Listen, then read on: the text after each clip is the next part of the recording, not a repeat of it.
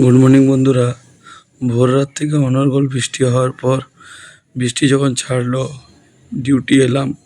Duty এমন জায়গায়, আবার সেই জল, আবার সেই হোল হোল এমন জায়গায় যেখানে কন্টিনিউ জল বয়ে চলেছে। সেই অবস্থাতেই দাঁড়িয়ে হোল লাগাচ্ছিলাম। এমন সময় একটা টিলায় দাঁড়িয়ে দেখলাম যে অনেকগুলো হোল বাকি আছে।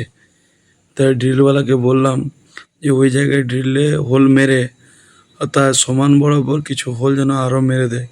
তারপরে চলে এলাম রাস্তা বানাতে। এত কাদা, এই কাদার মধ্যে তো ভারত গাড়ি যায় না, তাই রাস্তা বানিয়ে ভারত গাড়ি যাওয়ার রাস্তা দিলাম। তারপরে প্রোডাকশান চালু হলো কোনো রকম বৃষ্টির মধ্যে। তাতেও বৃষ্টি পড়ছিল, টিপটাপ বৃষ্টি পড়ছিল। আর সেই অবস্থাতেই আবার হঠাৎ যেন বৃষ্টি হঠাৎ জোরে চলে এলো। বৃষ্টি দেখতে দেখতে দেখতে দেখতে প্রায় অনেকক্ষণই টাইম পেরিয়ে গেল বৃষ্টিতে। বৃষ্টি আর থামে না।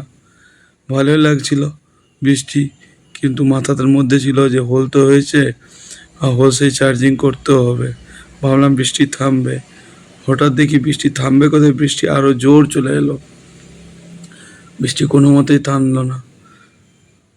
তার মধ্যে বসে বসে গাড়ির মধ্যে বৃষ্টির আনন্দ উপভোগ করছিলাম, কিন্তু মাথার মধ্যে একটাই চিন্তা ঘুরছিল যে ব্লাস্টিং কীভাবে করব।